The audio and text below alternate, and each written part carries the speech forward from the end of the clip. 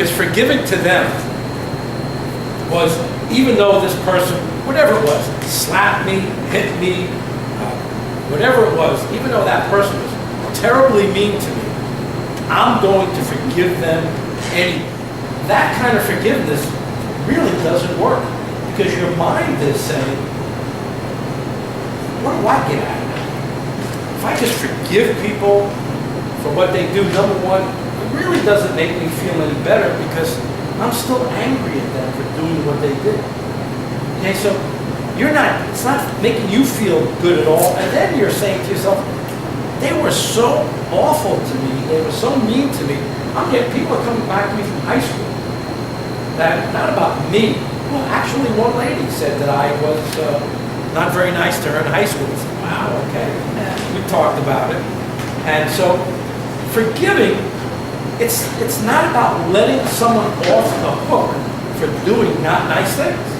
That's not what forgiving is either. What is it? So, I'm going to tell you, I'm going to, what I've come across in the last several years, and this works, it's a forgiving that has nothing to do with anybody else. It's a forgive, because you know what? When you don't forgive, when you really just hate that guy for breaking your heart, just hate that guy for not lasting it out, and that girl for breaking your heart, and there's so many reasons to be angry at people.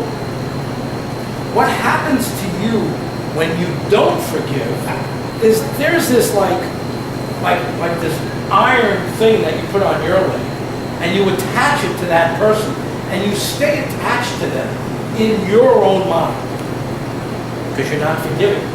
All this heat, all this anger. First of all, it creates some awful chemicals in your mind that spreads some awful chemicals in your body, and then all hell can break loose in your body. Okay? So, let's get to a forgiving that makes sense. It's more aligned in a spirited kind of forgiving, where the forgiving has nothing to do with the other person, that you're willing to forgive the person that hurt you and harmed you for you. You don't want to be bound to them anymore. So you forgive them, there's no conditions. You don't say, I'll forgive him for this, but I can't forgive him for that. You will be a happier, healthier, better person when you learn an unconditional forgiveness, which is you forgive them for you so that your heart feels better. Nothing to do with the other person. Okay?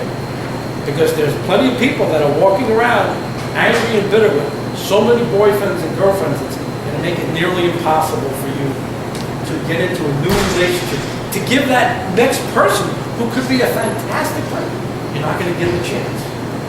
Because you haven't forgiven the other people, and you're afraid that he or she is going to do the same thing. So, let's mark in there. How forgiving are you? Truthfully, no one's judging you. A 2. It's Peace. no, peace. 69. Okay. Were you there? Oh, you lucky thing. We were 15. All right. I was here. Wow. You'll have to let me know more about that. Okay. How much gratitude do you have? Yeah, when someone does something nice, is it just an automatic thing to thank them? I talk to my daughter all the time. People want to do nice things for her. She's so sweet. You love her. You just want to do nice things. I say to her, if you don't thank them, they're not going to want to be nice to you in the future. You have to understand something about most people. They're still doing something. Even if they're giving you something, they're doing something because it makes them feel good. So ladies, allow men to be nice to you. Men, allow ladies to be nice to you. You don't have to go through any head trips. What are they doing? Why are they doing it? Expect people in a healthy way to be kind to you. You be kind to others. And all of a sudden, instead of sitting across from each other you know, with those squinty eyes, trying to figure that person out. Wouldn't it be nicer if you're kind of sitting there and smiling, and isn't it just nicer? Aren't you going to have a better chance of getting a second date if you're kind of smiling at each other and kind of, instead of judging each other, you're smiling at it? You're showing gratitude for someone who chooses to take you to dinner rather than, you know, we didn't go to Ruth Chris. You didn't take me to Ruth Chris. You know, gratitude. Try to have more gratitude and have as much gratitude in your life as you can. Let's mark in that number right now. How much gratitude do you show everyone, from your parents if they're still here, to your sisters, to your friends? How much gratitude are you showing people in your life now? Let's be honest. Oh, another tough one. I picked all tough ones. Okay? How much self-love do you have? Take a deep breath. Okay. Do you know that there are some people that think it's awful to have self-love? Now, there's two words that people get really confused also. Selfish and self-centered. Anybody want to tell me what self-centered means to you? It's all about you. All about you. The world centers around you. Right. Selfish is very good. It's very good. It shows that you love yourself because you're taking care of yourself, not at the expense of everybody else, but you're taking care of yourself. What do they say on an airplane? The first thing they say as soon as the stewardess goes down, the flight attendant goes down, and the first thing she says is, if you're sitting with your child, if we lose air pressure, mouth covers will come down, put it on your mouth first. Why do they do that? You don't have. No, because if you're going to be of any help Yeah. to anybody That's else, what I mean. you're not going to help anybody if you're passed out. Exactly. If you have a child and 2 kids, you take care of yourself first. And be selfish. But that's not being selfish to me. You're Selfish is okay. No. I'm not. Selfish to me, maybe the word means something totally different to you, but to me, the word selfish means that To the expense of others. To the expense. Okay, so I'm trying to say to you, if you think the word selfish is bad, you're not going to be really good at taking care of yourself because selfish sounds so bad. And I'm saying to you, please be open to selfish being okay. You're looking out for yourself. If someone wants to date you and you're looking at them and they don't look, it just doesn't look right, it doesn't sound right, be selfish and say, this just doesn't feel good. I'm not gonna, maybe I'll go out for 15 minutes or half an hour if I don't really feel good. I don't know what it is. I'm gonna stick up for myself. It's like in Spanish and English, it's who you are. Looking out for yourself. Okay, so now, self-love means you're looking out for yourself. Let's be honest, on a scale of 1 to 10, 1 being, I don't really look out for myself. It's also a religious upbringing. It's also what we were taught. It's not good to stick up for yourself. It is. If you don't take care, what do they say these days? If you don't take care of yourself, who is? Corporations aren't going to. People out there, people are so self-involved and self-centered. If you don't take care of yourself, you're going to be in trouble tomorrow. So, 1 being, I don't have a lot of self-love, or 10 being, I really love myself a lot. Okay? How much do you accept yourself? The old look in the mirror kind of thing. Some of us in here are not 30 or 40 or even 50 anymore. Can we accept ourselves? Can we accept our imperfections? Do we judge ourselves? And when you judge yourself and you beat yourself up, tell you something. There's a lot of people out there that can sense that.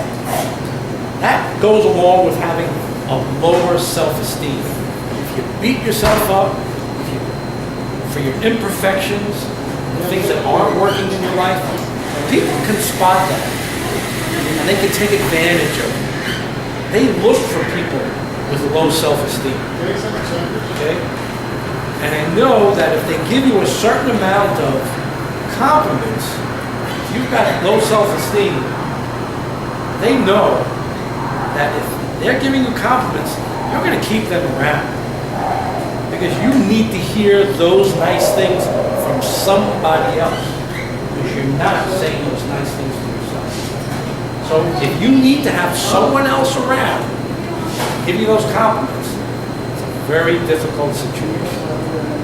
You make it very difficult because you're creating an atmosphere and a very shaky foundation for yourself. If someone's around, you need someone around to give you compliments, because believe me, they're not giving you those compliments for you.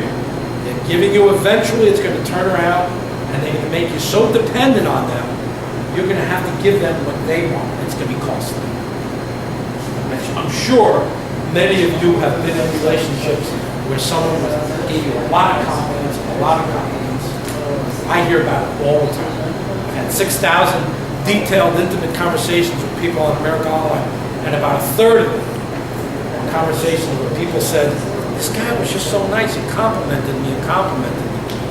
You need to compliment yourself, and then you won't be susceptible to people who are not on the up. So, how much do you accept yourself? Nobody's looking, put the real number down. Another tough one. How much do you trust the opposite sex? Oh my God. I think it's got to be at an all-time low right now. And we can do about 2 weeks of seminars, 8 hours a day, just talking about that. How much do you trust opposite sex right now? Let's be honest, put that number down.